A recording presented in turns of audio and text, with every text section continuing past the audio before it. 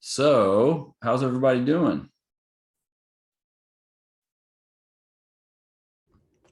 Good. Awesome. All right.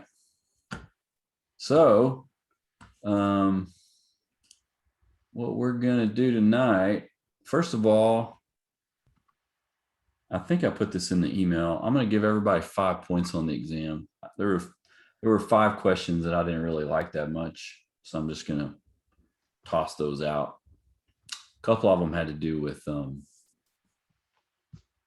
uh, like Pearson coefficients and things like that. A couple of them were just the wrong answer, so I'm just throwing those out. And then a couple of the questions I just didn't like, so I'm going to throw those out. So I got to, so they need to be reworded. So everybody's going to get 5 points. So they're going to get those five tossed out. So you can kind of add five to whatever. I haven't recorded the grades yet because I was waiting on one or two people that had some extenuating circumstances. They needed to have a little extra time. So I was just waiting to record the grades until everyone's taken the exam. And that should happen actually happened yesterday. So I'll get those in the grade book for you tomorrow.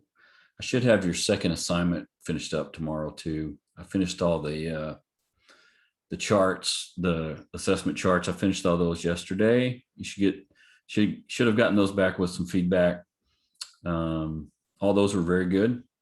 There were a lot of people that did personality assessments, which was fine, but there was a high number of folks that did that, which is great. And I did have one question. Someone asked me, uh, can we do, like, if we, like, for example, if someone chose to do um, three personality assessments for the chart, um, could we do personality assessments again? And yeah, absolutely. You can do that as for all three charts. There's plenty of assessments to go around in each one of those categories. So that's kind of up to you. You guys can choose to do that however you want. That's all that stuff. Do you guys have any questions about anything before we get going tonight?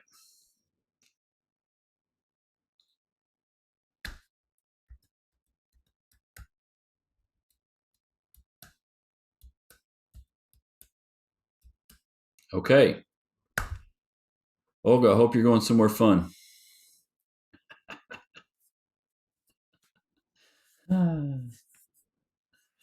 Okay. So we got some choices tonight, and there's one, two, three, four, five, six. There's seven people. So the choice will be y'all's.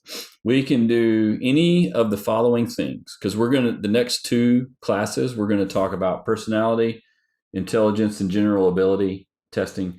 And then we're also going to talk about marriage and family testing. We're going to, not in any necessarily order, we're going to talk about all those. And then along the way, we're going to talk about some behavioral assessments. And so, of the next few classes, we're going to hit each one of those categories. Those are kind of the big um, assessment categories to hit. I am not hard over on whichever ones we want to do tonight. So I thought I'd let you guys choose. And I don't really care which ones we talk about. We can talk about any of those. What do you guys think? And I can provide PowerPoint slides with this too. I can put that up on Moodle. I think I've got the personality ones up right now. I believe. I think I've put two or three of them up so far. I'll put other ones up too. What would be helpful for you guys?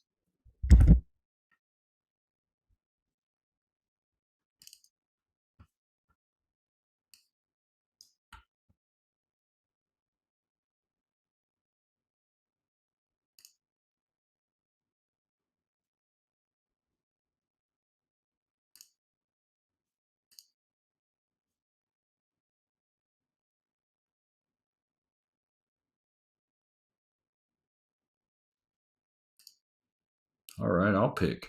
Hang on a second. Let me get over here. All right. There's that one. That one. That one. Let's do. Go back over here.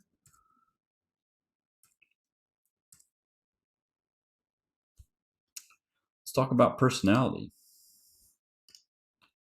That was a very popular,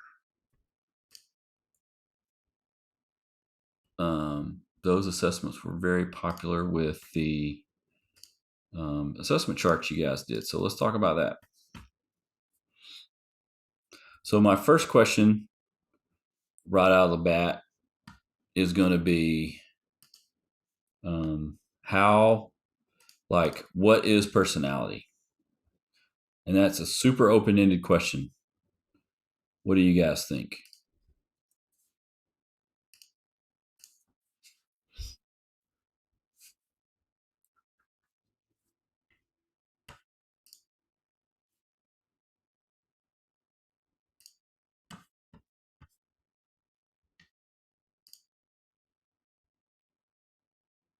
So kind of, or like core traits that you have. And so, it might be like you're a really good communicator or different things like that. Like I think of like, okay, what are the top things that kind of motivate and drive you? Okay. But they're core things.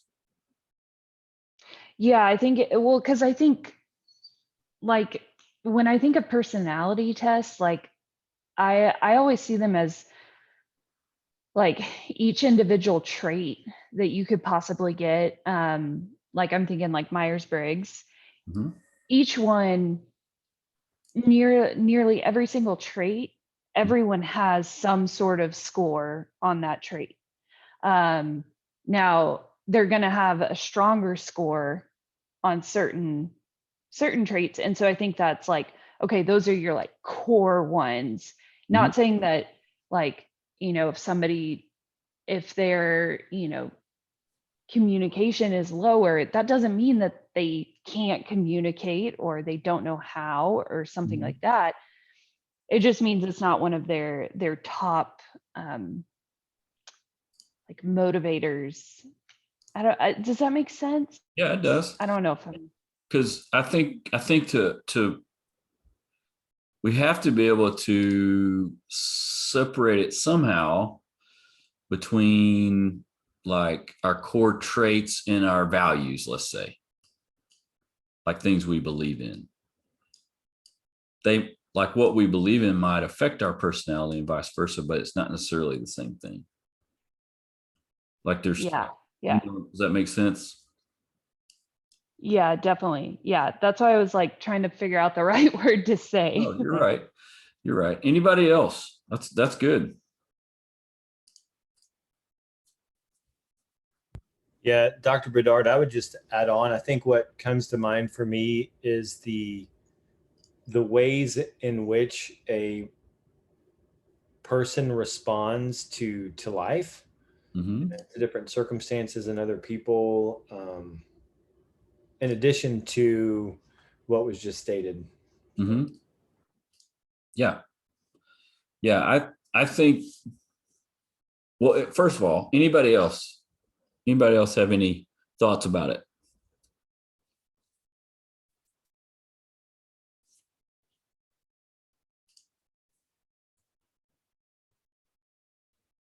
One of the reasons why I asked the question is because it's very difficult to measure because it's made up of so many different things, right? It's made up of uh, some core traits. It's made up of certain characteristics. Like for example, there's pieces of personality that would, you would be maybe introverted or extroverted. That could be part of it. You could have personality traits that are the old school way of thinking honestly was that by the time you were, just past toddler years, your personality was pretty much locked in place, and it would be that way for life. Some of the new ways of thinking about it, it's not so locked in place as much as the thought about it. The thought is it's not so locked in place anymore, which is kind of interesting. And that's one of the reasons why it's so difficult to measure. And there's actually quite a lot of I don't know, I'm going to say, I guess, debate over how to measure it and what to measure. And so the one thing that we do know is like a good personality assessment can help to identify issues and help with interventions with clients, help with treatment decisions. It can help assist in structuring the counseling relationship. We do know those things, and that's one of the things that's very important to know about personality assessments. So there's some informal kinds of assessment techniques that you can do when it comes to personality, like observation. That's the most common informal way of assessing, but it's very subjective to the counselor when you do that. So you might subjectively or selectively recall certain things that you watch or you see, or behaviors or actions that they take.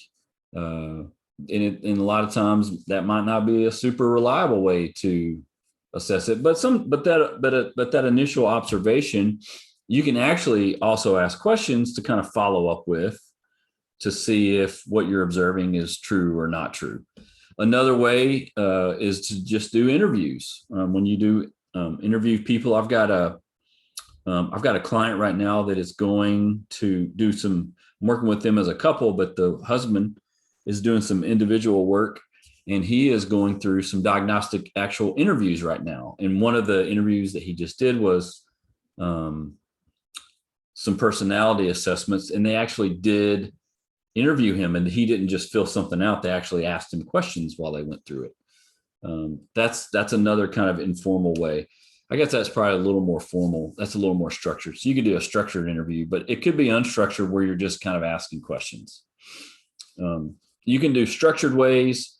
And some of these are a couple of the, matter of fact, there were people that mentioned each one of these personality inventories specifically in the assessment assignment. The book goes through all of these, and these are some of the more popular ones. The MMPI, for example, is extremely long, 567 items. And I can't remember, I actually took this when I was going into ministry, when I was going to be a pastor, way long ago.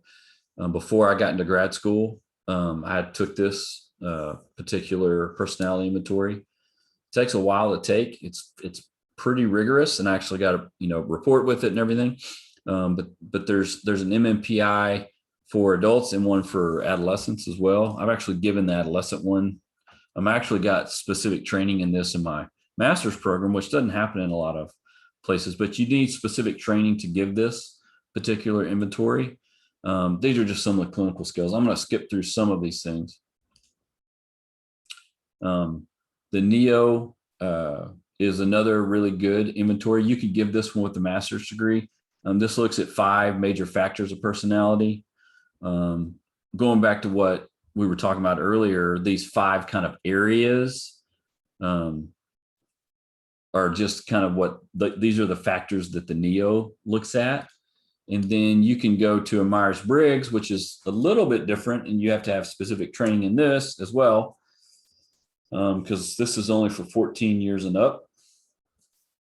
And we actually use the Myers-Briggs here at Amberton and combine that with your learning style to try to help us in how we educate. And actually the professors also take this inventory and helps us understand kind of how we teach. Because a lot of times how we teach, we might just teach to one style. And so we're all trying to learn to teach to multiple styles at once, not just one. So anyway, this one looks at 16 different types. And there's some dichotomies it looks at. This particular instrument is actually used, like for example, at Texas Tech, they use it in medical school, kind of in the same way we use it at Amberton, to try to help med students kind of understand how they learn, basically, because they have to learn a lot of information really quickly. And so they combine learning styles with the Myers-Briggs to help them kind of see how that happens. And it's actually very successful for them. The 16 PF is exactly what it sounds like, 16 factors. 5 of those are global. I actually took this one to get into the marriage and family program. We gave this at the marriage and family program I went to, just to see all the kind of different personality styles that would be kind of entering into a cohort. Because we actually came in together. There were 20 of us, or actually 18 of us, that came together in a cohort. So they kind of already knew kind of the personalities at work there and styles at work there. There's some limitations to these inventories. And these are always, whenever you have a self-reported inventory, that's always going to be a limitation. And like we've talked about before, there could be error, and they could try to distort results. They could fake good or bad, right? So if we fake that something's good, it means we're saying everything's fine when really the assessment tells us, hey, it's really not good, right? Or we could fake bad. Everything's horrible. This is the worst. But then we take the assessment, and the assessment actually says, no, everything is actually better than you're reporting. The MMPI specifically does a really good job of catching faking good or bad. It's actually got a really good component to that. One thing that you always do is you always want to talk about like what the assessment's for, how it's used. You give them, if you need to give them instruction on how to take it, you need to do that. And then you'll also have them, like, maybe they need instruction on how to focus on the question. Like, for example, with MMPI, you can't leave a bunch of those blank. The more you leave blank, there's a certain number that if you leave blank, it automatically invalidates the actual report or the actual assessment. You have to take it again. So things like that. Obviously you want them to be honest with it and report honestly on the assessment. I'm going to talk about this one in a second. Projective techniques. I want to talk about here in a second. But let me back out here for a second. Okay, good. Now, one of the things that I do want to ask, or I do want to talk about, when you guys are reading through the text, and you read through, like, with the personality assessments, and I guess, and this is actually a question for some of you that chose to look at personality assessments with your assignment. Are there anything that kind of jumped out at you, or that you didn't know that you learned, or that you kind of picked up as you read about them or started studying them? I'm just kind of curious.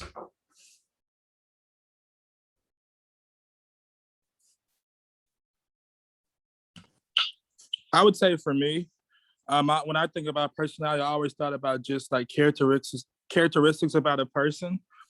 But looking at the assessments, it's kind of, it's characteristics, but it's geared more to behaviors as well, like how they respond to different things in different situations. So just going through the textbook and just the different assessments, that kind of stood out to me. Yeah. And when you're saying behaviors, what jumped out at you about that? That's a good point. I would say just the Myers-Briggs alone, whether you're an introvert or extrovert, and then how you handle different situations. And with Amberton, we based it off a learning style. Mm-hmm. So your personality just dictates how you learn. Right. Which is something I would have never thought. Right. No, that's right. That's right. Yeah. It's interesting because I don't know. The personality, measuring personality is so interesting. So I'm trying to figure out how to ask this. So, like, you guys are aware of the Enneagram, right? Anybody aware of that? Know what that is? I'm assuming you guys know what that is. Okay. So I'm kind of obsessed with the Enneagram. Okay. Yeah, that's fine. So that's technically seen as a personality assessment. Now, there's the interesting thing about that one. The reason why I'm bringing that one up specifically is because in the last, I don't know, 5 or 6 years, maybe longer, but for sure 5 or 6 years. Clinically, I hear about that one quite often with people have either, Lizzie, like you're saying, like borderline obsessed with it, or have, know about it, or have kind of identified their number. And so I'm bringing it up because clinically speaking, it's definitely something that people are looking at and talking about. And so, like Lizzie, for you, what resonates with you about it? I think what resonates with Enneagram for me is that, and I guess obsessed with it, I know a lot about my own type. And it's helped me understand like my tendencies and where I go. Like when I'm super stressed and I start acting out of character, I realize like, oh, like this is because I'm under a lot of stress. And it's not, I mean, it's not a like a cure-all, oh, now I can live a perfect life or something because I understand this about my personality. But it helps me kind of understand my motivations and like where I can become selfish, and but also helps me recognize just different areas of growth for myself, and kind of what it looks like when I am in a growth stage. Yeah. Yeah. I think that's what I like about it, is that it's not just okay, here are like 5 things, about you. It's more in depth of figuring out like kind of what I talked about earlier, like core motivations, Mhm. and like your tendencies. I feel like it's more of a well-rounded personality exam that doesn't just tell you good things about you, but also tells you the negative of, hey, these are different ways that type typically acts that, are more seen as negative, I guess. Yeah, sure. Anybody else aware, like know about the Enneagram and kind of know, like have a perspective of it? I'm just curious. It usually comes up in this class, so I just started asking about it. That's why.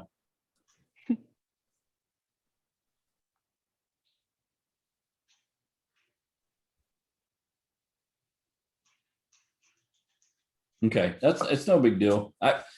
It usually comes up, and it's definitely, clinically speaking, it definitely comes up. I mean, it's something that is discussed with, like, a lot of my clients talk about it. And so I only bring it up because it's obviously not in the textbook, but it's something that comes up clinically, and practically speaking, it's something that we should probably know about a little bit. I don't have as much knowledge about it. I'm kind of learning about it now because of, like I said, I'm talking about it with clients. I actually had a really long conversation about it with Dr. Armstrong not too long ago, and kind of how he uses it and how he sees it in its uses. I think one of the things that is fairly universal across inventories when it comes to personality, there's this kind of desire that they have to try and help us understand ourselves, and in the case of our clients, help our clients understand themselves, right? So one of the things, like for example, if you are, well, one of the big 5, like in the Neo, is like being open to an experience, let's say, which could be, how active your imagination might be, or how attentive or aware you are of your feelings, and how that might affect you. So that would be something that would help someone kind of understand, like, hey, maybe there's a reason why I don't do XYZ thing, or I don't like those certain things. It's because of this. And what I'm trying to say is these personality inventories, really at the heart of them, is trying to help clients, or to help people understand more about themselves. And that's why they're so beneficial when it comes to our clinical practices, because they can really give a lot of really good insight, or at least help us with insight. Now, a lot of the old school kind of personality inventories have changed over time as we learn more about personality. We've learned more about kind of how the brain works and how maybe certain aspects of personality are maybe more hardwired into us, but there could be other aspects that aren't as hardwired maybe into us. For example, if you're an introverted person, you could be extroverted if you needed to be. Just like if you're extroverted, you can be introverted if you needed to be, but it's a lot different to go that way. And when we talk about introversion and extroversion, I really like kind of Myers-Briggs ideas about it in terms of like how we get our energy or how we kind of feel that energy. And so, if we're an extrovert, then we tend to get that energy around people. It doesn't have to be large crowds, but being around people kind of helps us. That's something that feeds our energy. It doesn't mean that we need it all the time. Sometimes we do need a break, but when we're more introverted, let's say, we get a little bit more of that energy in the smaller groups, like one-on-one or one-on-two, or maybe being alone. It's interesting because my brother, he calls it his name's Tony. He calls it Tony time. And every 6 or 8 weeks, he has to have Tony time, and he has to go by himself somewhere. And usually it means go get a tent, pitch a tent in a park, and go there for like a day or two. And he calls it Tony time because his wife, my sister-in-law, is extremely extroverted, and he's a little bit more introverted probably. And so he needs that kind of that pullback. I bring that up because when it comes to working with, like, say, a couple, it's super, super common for one spouse or partner to be introverted and one to be extroverted. That happens all the time. And it's also possible that, like, let's say the parents might be extroverted, but one of the kids is introverted, or two of the kids are introverted, or the kids are extroverted and the parents are introverted. That can happen too. So it's that the way that you can kind of talk about it with your clients is that kind of energy, or how we get that energy. That tends to be a good way to address it with people, and they tend to kind of resonate with that a lot. But you're always looking, goes back to something I said the very first time we met, we're always assessing, and personality is something that we will constantly look at because it is a big driver in people's behaviors and people's actions, and even how people think and feel. It has a lot to do with that. And so we're constantly kind of looking at all those things. Okay. I think I've successfully talked about that. I'm going to jump back over here to something else real quick.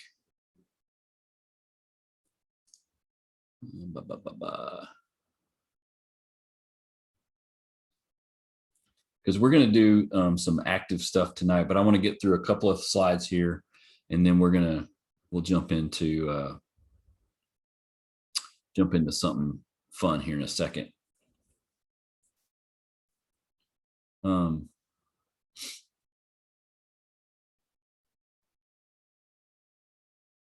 Dr. Bedard, I had a question about personality assessments. Yeah, go for it.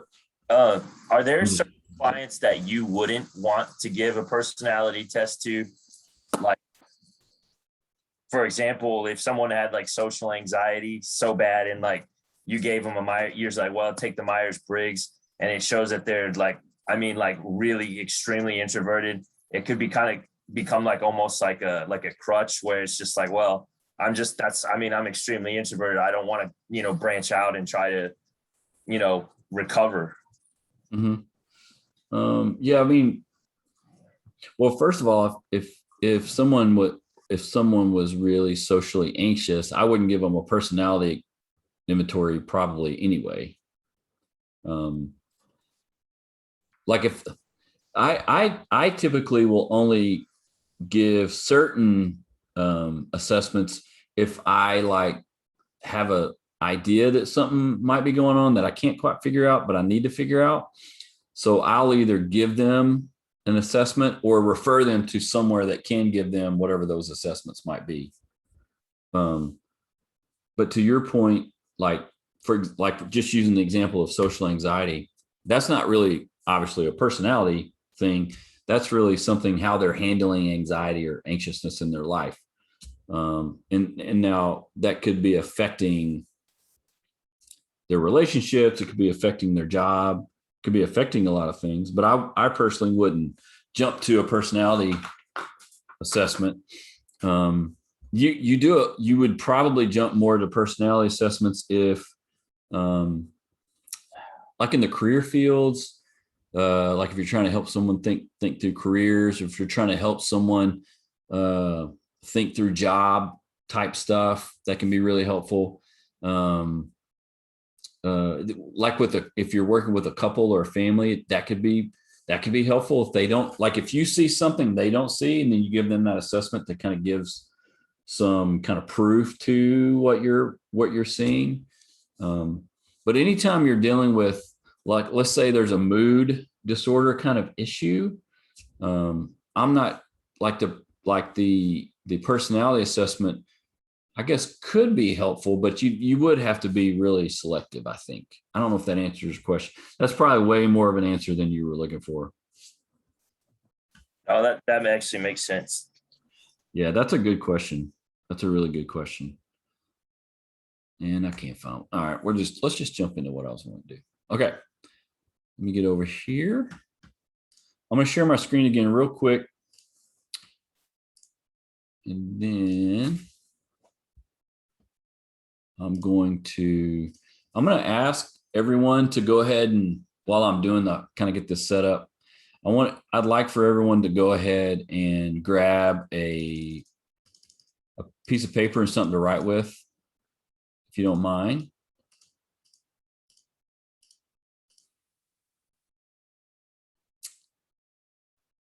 Okay, good.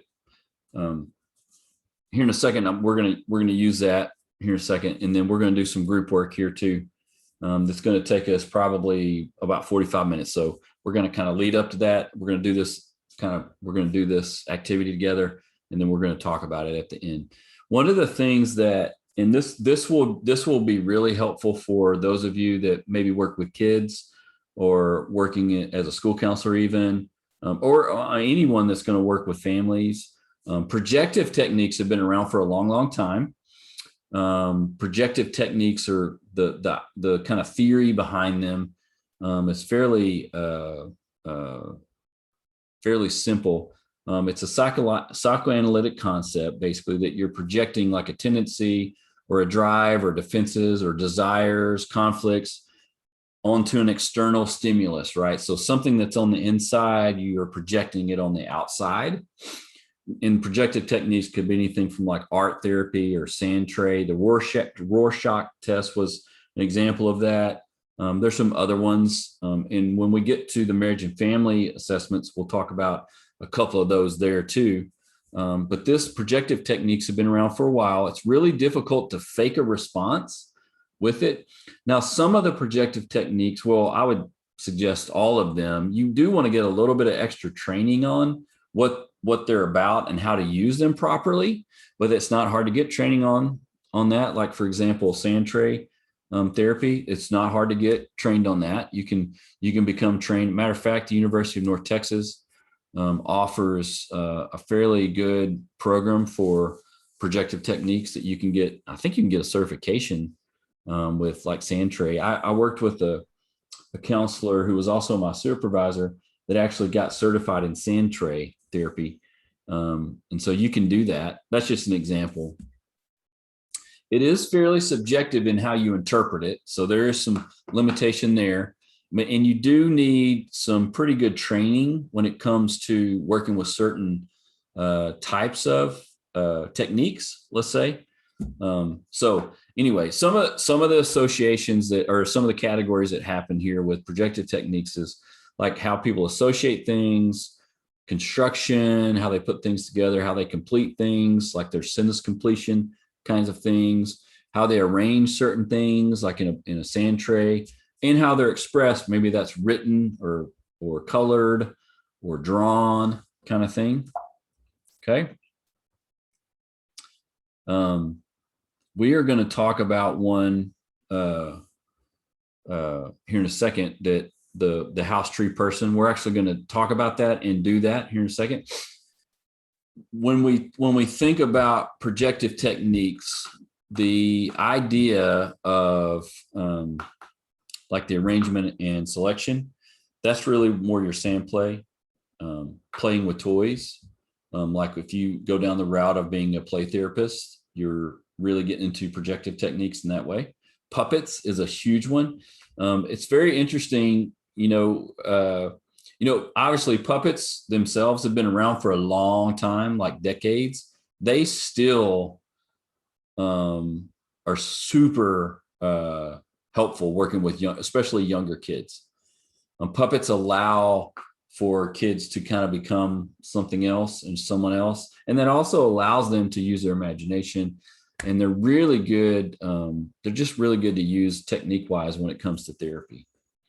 When we talk about expression techniques, those are more your drawing. So drawing a person, a house tree person, kinetic family drawing, which we'll talk about when we get to marriage and family therapy assessments. Some of the strengths, like I said, it's really hard to fake projective techniques when you're as a client. You can identify some very complex themes and some really good, like multiple dimensions of those themes. It can be very helpful to establish rapport. I'll give an example of that. I did some training in sand tray therapy, and I was doing it with she was 14, almost 15. She was a freshman, about to be a sophomore. I guess she was 15, almost 16. It's been a while. And I was doing sand play with her, and we had done a session. And typically when you do a session, a sand tray, you kind of let them create a scenario, and then they name it and then ask questions about it. And then I take a picture of it, kind of keep it in the file, and then I write notes about it.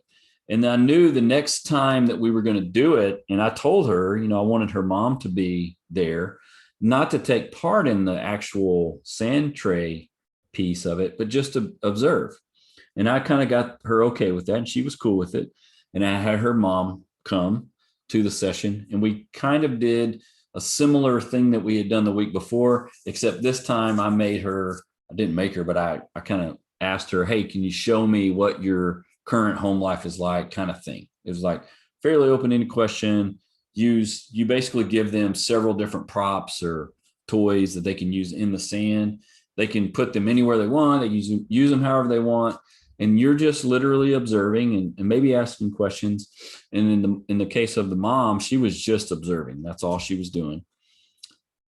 And so she went through the whole thing and then I kind of asked, hey, I noticed that this was happening. I noticed you put this there, help me understand what each of these figures, like who they are.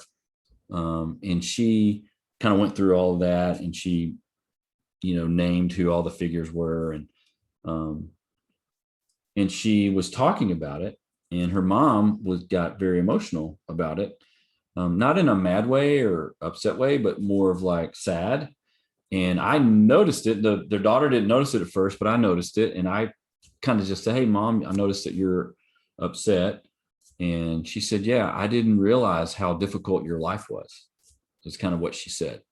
And actually, she said it just like that to her daughter. She's like, I didn't realize how difficult your life was. I didn't realize how complex things were for you. And her daughter literally just fell into her arms, because it was like one of the first times that she didn't even say anything. She just showed something, and it was like an instant. It was exactly what the projective technique is supposed to do. Take those things that are inside that are really hard to describe and put them on the outside. And her mom was clued in enough. And I kind of prepped her mom enough to know that her mom wasn't going to get involved, but just to observe. I mean, it was one of the best sessions I've ever had. I mean, I'll probably never forget that. But that's what projective techniques can do. Now I've done other sessions where we didn't have aha moments like that, but they can be really helpful when we're working with people, and especially like kids and teens. I did sand tray therapy with couples before, and was actually super helpful as well. Especially people that are very artistic and have a really good imagination. They really take to that. Okay. All right. So here's what we want to do.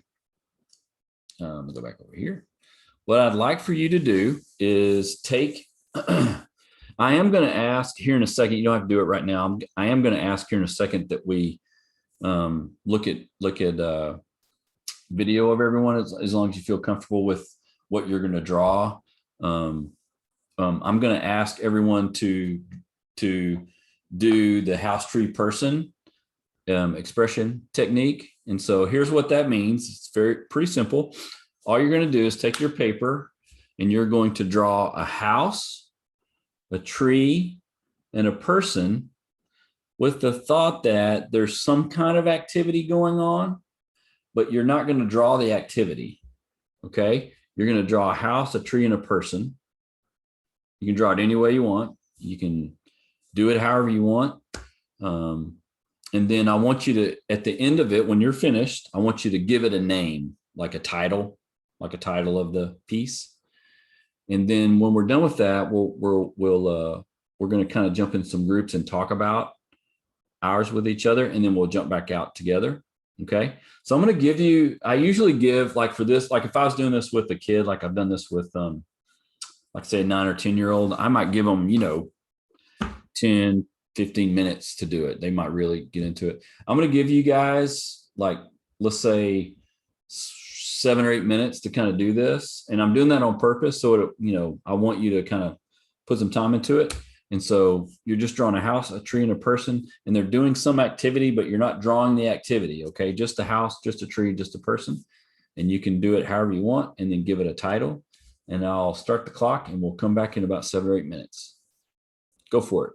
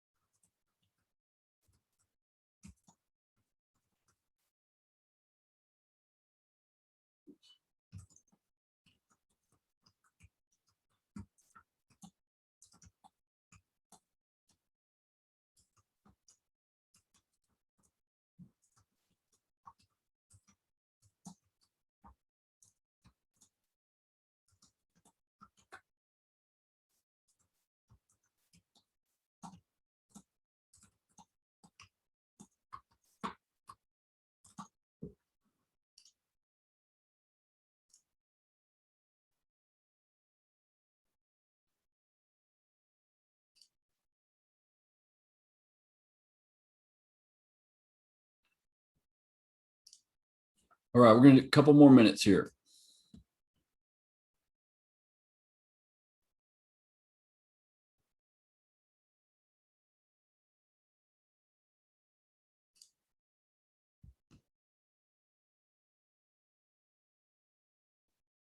All right.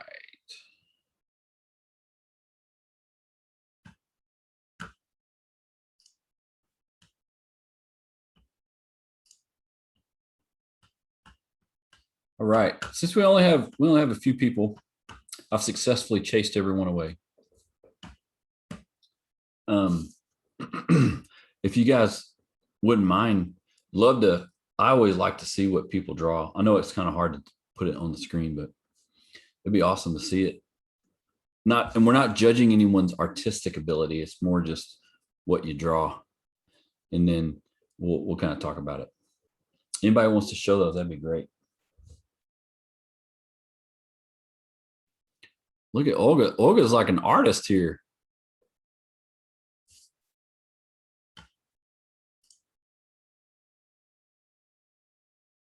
Yeah, that's good.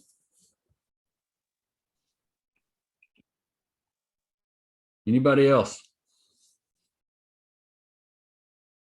There we go. Awesome. I got sidetracked with some work stuff. What are we working on? No, you're okay. We're everything we just did is that makes you have an A or a B in the whole class. It's no big deal. Got it. Now we're just doing a little projective technique, drawing a house, a tree, and a person. And you jumped in late. It's no big deal. You're not going to miss that much. Can I opt out of drawing? Yeah, you're fine. You're fine. Okay. You're fine. So here, let's do this. The next thing I want to do with us.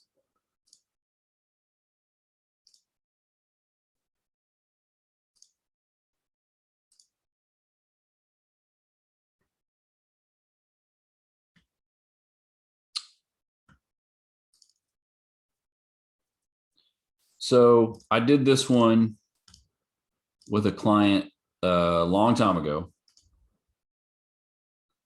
Really long time ago.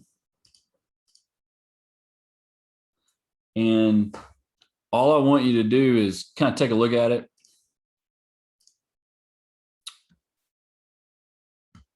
Well, actually,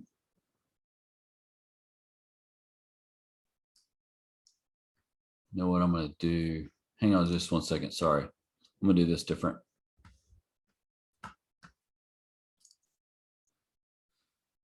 I want to do this differently.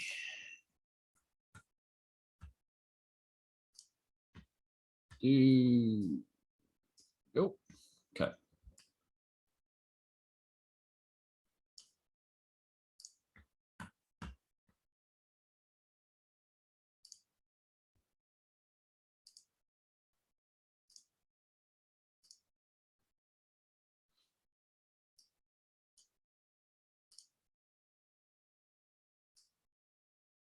Everybody see that?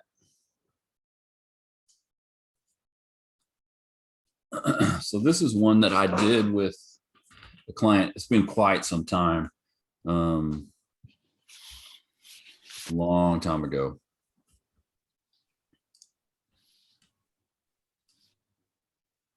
Make it a little bit bigger so you can kind of see a little bit. Okay. One of the things that we talked about when it comes to whether it's personality inventories or assessments or projective techniques, you are making some inferences, you're making some observations. And what I'd love for you guys to do, and this is just a discussion, just make some observations on this particular drawing.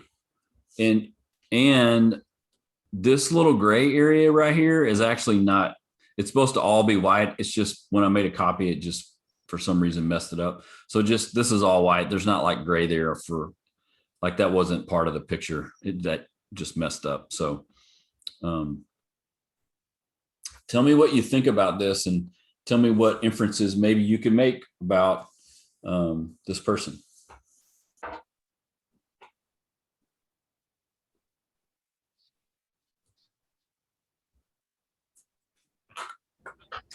Hey, Dr. Bedard, I'll chime in. So I think I'm initially drawn to just how dark certain aspects of the drawing are. Specifically, like the tree is really dark. But then, obviously the person, they seem isolated. Just the direction that they're looking is away, and it just seems very heavy. Would probably be the adjective that I would use, and yeah, but just real dark and heavy and isolated, I would think are the three things that come to mind. Yeah, that's good. That's good. I feel like the light in the window kind of represents some kind of desire or hope. Yeah. What do you mean? Yeah, I there's was gonna- a lot of darkness. But the window that it's not dark, like there's some aspect or component of their life or their feelings that maybe they desire more. Yeah. Okay.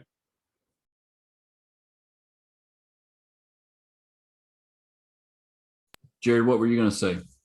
Well, the fact that there's one window was kind of interesting. Like, I mean, most houses have more than just one window, Mhm. but like that could be looked at, I think, as like maybe good or bad. Like the fact that he's like saying like, look, like there's a way in, like you can kind of see in, and I'm hoping you will, but like if I'm not gonna make it easy on you, maybe. I don't know. No, that's good. Yeah, that's good. Dr. Vedak, this is Crystal. I'm wondering is this the back of the house or is this the front of the house? So that's the question. Because if I look at it in that dimension, it looks as if the boy is walking away from the house. Is he walking away from the house? Yeah, I don't know. That's a good question. Yeah, because just like Jared said, that normally there should be two windows, but it's just one window, and his back is to the house. So Mhm. one could think he walking away from something. I mean, that's just what came to my mind. Yeah, that's good. That's good. I think Anybody else? I think something else about the window is it's not for the door. And the other thing that really stands out is there isn't like there isn't a roof line. It all just merges together. Mm-hmm. So I think boundaries, just like separating things, like everything's just merged together. Yep. Yep. That's good. What do you guys make of the like where the grass is? It gives me anxiety, honestly. What do you mean? It's just really close, like very what do you call it? Just tight. Like the lines, the marking, it was just scribbled on kind of aggressively. It doesn't have a free flow kind of organic thing to it. There's an aggression there. Okay. Yeah. And it's in front of the door, which is kind of interesting. And it's only under the tree, under the person, and under the house. Not like all over, I don't know. I don't think that this is anxiety. I think it's some depression, some introversion option. Like no many stuff. It was painting and picture, so very little. I think very introvert, something inside of person, some depression or something, but still having some lights. So some yellow light, something better, like something have good, something hope, but generally picture like really give depression. Yeah. I think what Alyssa was saying, it was giving her anxiety, right? Isn't that what you're saying? Yeah. Probably. Yeah. No, I wasn't. Because this is, yes. Yeah. It was making you anxious. Yeah. Yes, it's give some like no good feelings. Only yellow, like something giving okay person Yeah. have some hope. Right. But generally, it's still like lines, like already said, it's very strong. Even tree, you can see like lines, like strong green, this line. So in general, it gives some depression. So, Yeah. No, that's right. Now, one thing so I've been showing this to classes for 9 years. And Crystal, you're the first person to ask, is this the front of the house or the back of the house? Which is super interesting. I think it's a really good question. The reason why I kind of asked that is, I mean, the grass, I mean, when you look at, if you want to interpret the grass, it looks unkempt, and most of the time, I mean, when you look at a house, the front of the house is always very beautiful and attractive. And in some countries, you know, the back of the house, you know, there's not much attention paid to it. And Yeah, sure. the tendency for the grass to grow and cover the Yeah. door. So, especially since it looks as if he's back in the house, is he walking away from something? That's what really strikes me. That Yeah, no, that's good. That's good. The other thing, the other thing about things to look at, like scale, right? Like if it's a little kid, the scale of things can actually tell you a lot of, well, actually any age, they can tell you a lot, like the size of the door and the window are pretty like almost the same.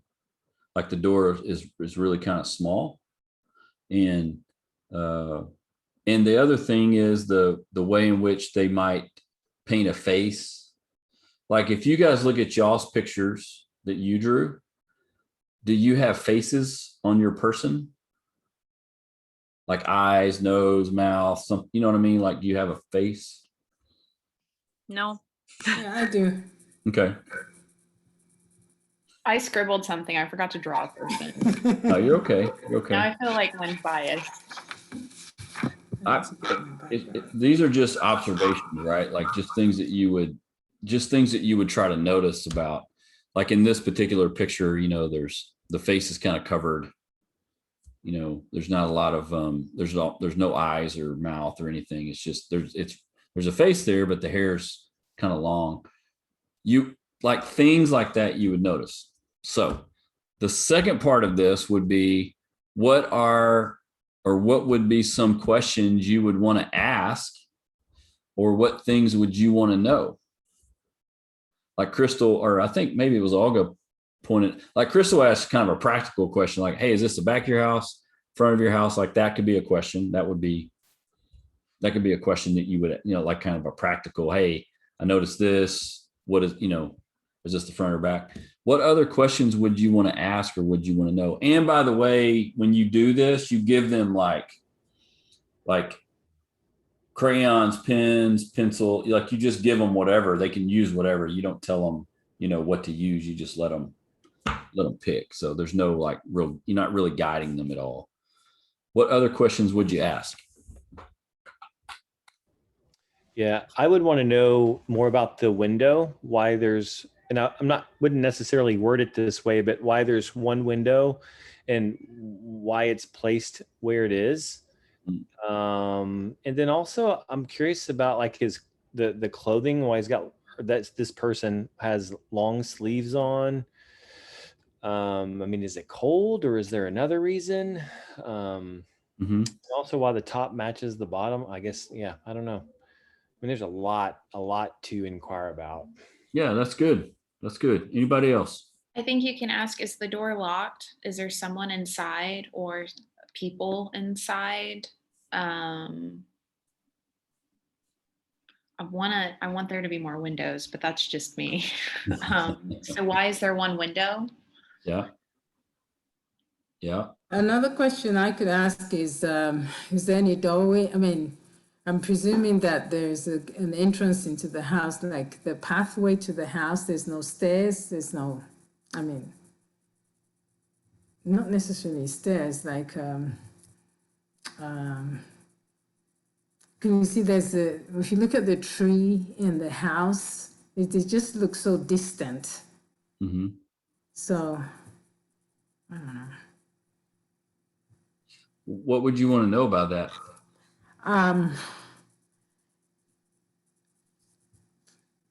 First of all, the way the tree is drawn, I mean, it looks as if the leaves, when you look at the leaves, they're actually facing down, you know. So that struck me. I mean, it kind of looks as if, I mean, I don't know if this is kind of showing that everything is down. Then you look at it, the way the leaves are looking down, you know, it just looks so depressing. Yeah. So why? I mean, I think I'd ask him why did he draw the leaves down, facing downwards, as opposed Yeah. the leaves, you know, when the leaves blood, you know, they should come up. I mean, one would think that leaves would grow upwards, you know. So that's probably something that I would ask. Yeah. Good. There's no footpath into the house. Yeah. Definitely looks like something's blocking the door. Yeah, good. Anybody else?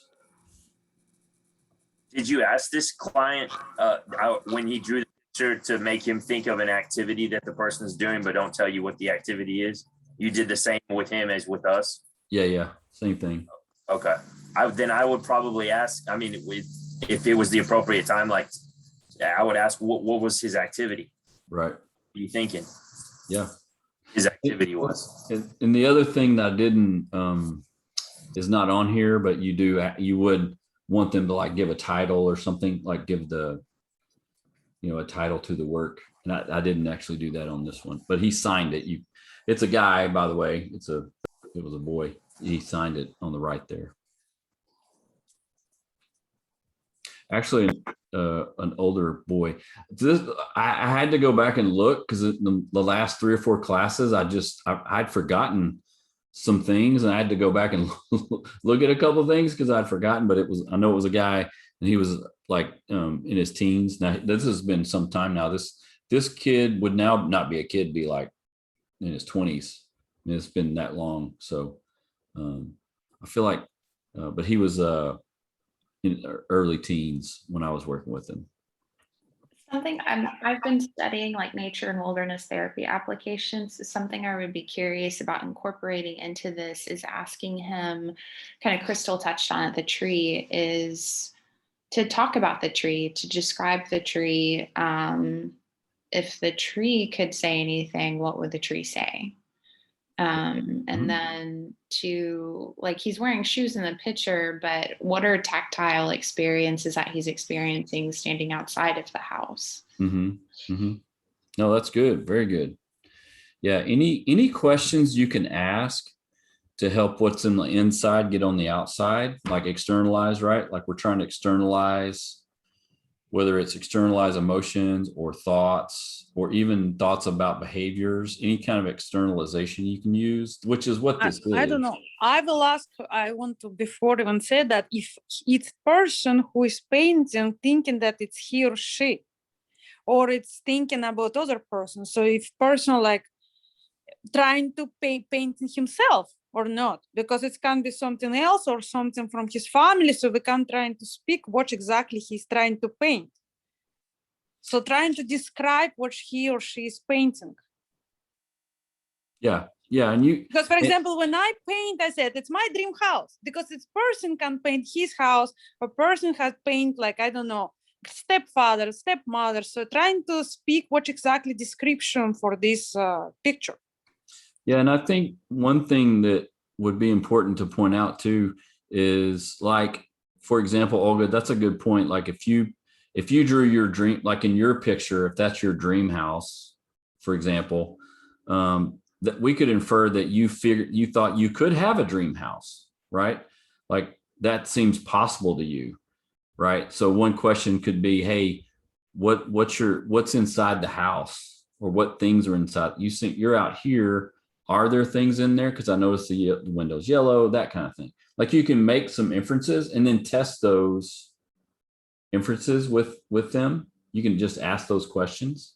Yes, you can see, for example, children, for example, if children in divorced parents, it can be how he see like father house or mother house with someone else. This is why he's seeing so dark. So if a child, it will be completely different question. What exactly you see? Why it's like that? So child can feeling bad. This is all black, not because child generally feel bad, because this is some relationship with something for him important. So yeah, sure, yeah. So there can be relationship questions you can ask, like individual questions. You can ask questions about like Alyssa was saying, like, hey, what's the tree saying, or what's the tree trying to say? You can ask pretty much any kind of question is kind of open here. The key would be, again, to be as open-ended as you can, unless you're asking like a practical, you can ask a practical question or two, but you're trying to be really open-ended so that they can kind of tell you. And obviously, depending on the age, that kind of tells you, what you can ask or not. In this particular case, I used to do this a lot with kids when I first started. I saw from like 12 and up when I first started. So some of these guys and girls that I worked with, I would do things like this when they were having trouble like describing things, or if their parents would say, I know something's going on, I'm not really sure what, we could do something like this, and would let them kind of express things and do it more than once. I mean, we would do multiple things or do these multiple times, different things like this. So yeah, I like showing things like that. And again, this is just a practical, like, you can use this. The house tree person is not something you would have to have like super duper special training for. If you do something more like a sand tray kind of therapy, certain types of art therapy, you would definitely need more training with that. And mainly it's the theory behind it that you kind of need to understand so that you can use it correctly. And then my suggestion would be, honestly, and I suggest this to everybody, depending on if you're going to work with kids or not, like taking a class or two that talks about play therapy would be really helpful as well, because you'll talk about a lot of these things.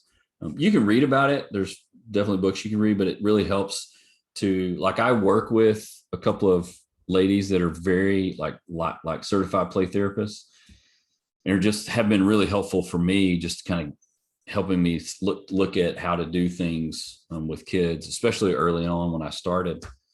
I don't see kids as much now, but anyone that's going to work with kids, it's worth your time to use techniques like this. It really helps because the thing about projective techniques too is that with kids, they don't always have the ability to verbalize emotion like adults have.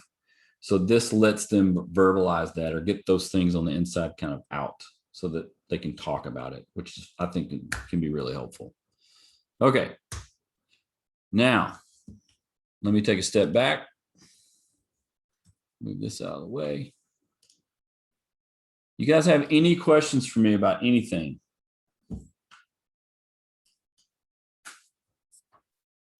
Any questions?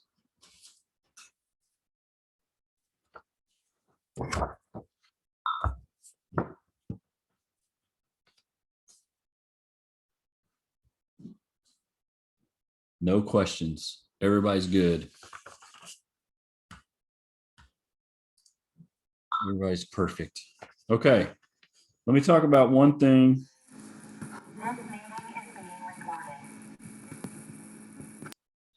We are going to meet. So let me talk about how the next time we meet, the next couple of times. We've got 2 more times that we're going to meet. The next one is going to be next Monday, which is the 26th.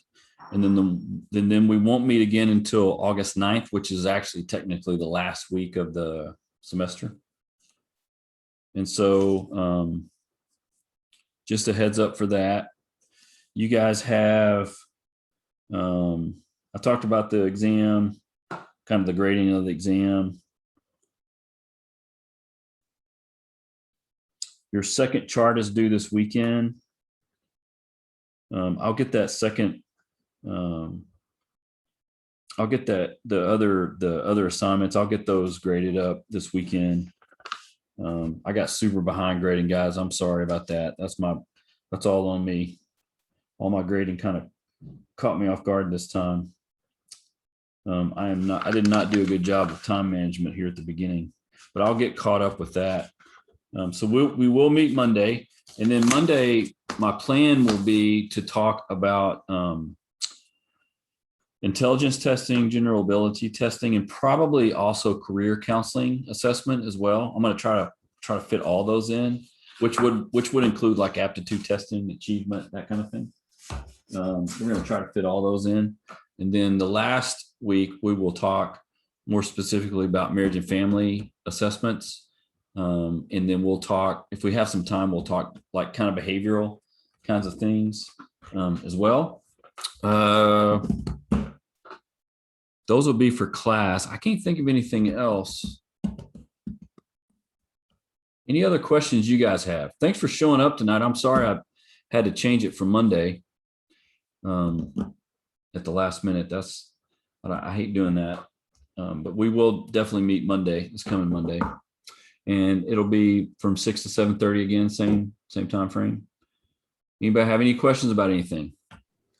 Hey, Dr. Bedard, I do. And it's something that I'm still trying to know how firmly I need to grasp. And I think it's kind of a cloudy area for me. And that is when you're considering a certain inventory to use,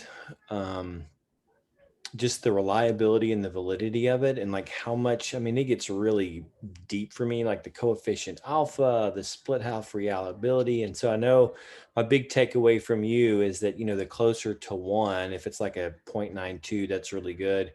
I mean, would you recommend for us as students who plan to, for me, I'm on the LPC track, do you feel like it's pretty safe for me to kind of stick to like you just said, the MMPI-2, the NEO, and the Myers-Briggs, kind of stick to the common ones, and then only really be concerned about looking at reliability and validity when you're looking for something that's outside of the norm? I mean, how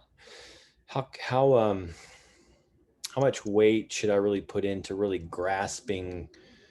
I mean, it's like it's a pretty deep area, and I'm not sure how deep I need to go, if that makes sense. Yeah, I think it depends on which direction you guys go clinically, right? So some people, if you're going to go into school counseling, then you're automatically going down a certain direction testing wise, which is more the general ability, like your COGAD and the Binet, the Stanford Binet. You're going in that kind of direction. If you're going in like an LPC, and let's say you're going to go to a clinic, a lot of times clinics have their own kind of battery of assessments that they use that you wouldn't have to worry about it. If you're on your own, like for me, like for example, I end up using certain ones, like you kind of do gravitate towards certain ones, whether it's a mood disorder that you're talking about, or like for me, I work with a lot of marriages and families. There's 2 or 3 really good MFT type of assessments that I use. The key we want you guys to walk away with is just knowing how to know if this assessment's valid and reliable. That's really important. And most of your, like all the ones in the book that you see are probably ones that you could say, hey, this is probably reliable and valid. These would be really well vetted out, really well used assessments. Some of those assessments you would need extra training in, but a lot of them you wouldn't. When you get your master's degree, and we probably need to talk about this more, when you get your master's degree, you'll automatically be able to use a good number of assessments, right? You wouldn't need further training unless you do an MMPI, some of the personality ones. Now there's some assessments like assessing for ADHD, certain learning disabilities that you have to have a doctorate in psychology anyway to do that. Like you wouldn't be able to, you would have to refer that anyway. But it's also helpful as we go through to know what these assessments do. And the book does a good job of giving you kind of overviews of all of them. It's good to kind of know what they do or don't do. If you, like, for example, when I work with a client that brings in a psychological report, like an evaluation or something, and on their evaluation, there might be a recommendation to go to counseling. And so they look me up, they'll bring their report with them, and I can read the report and I can read through it and kind of know, what it's saying and what it means. And you can also talk to the psychologist that did the report. So a lot of it depends on the direction that you go. If you say, hey, I'm probably going to work with adults and I'm going to probably work in addiction, let's say. Well, there's going to be a few of those assessments you're more than likely going to work with. And you'll learn those fairly quickly. If you say, no, I want to work with teenagers, will that not be different kinds of assessments that you might be working with? Does that make sense? Yeah, a lot of it just depends on the direction that you go. And that's why this class is so broad. Like we're just, we're hitting literally, every broad category, right? We're just and that's kind of why the assignment I gave you is I kind of try to narrow down these 5 groups, 5 categories, so that you could be a little bit more focused. And it gives you a chance to learn about like 9 different assessments, just to know what they are, how to give them, what they do, what they don't do, that kind of thing. And so I wish I could be really specific and say, hey, these are the ones you're going to use forever, but it really depends on the direction, kind of the direction that you're going to go more than anything. Does that make sense? Okay, good. That's a good question though. Any other questions? Okay, now go do something else. Go have fun. I've just been told that I'm going to Chick-fil-A and I don't really want to, but I have to. So how about that? Sounds like fun. Yeah. Hey, I'll see you guys next week. All right. Thanks, Dr. Bedard. Bye-bye. Bye-bye.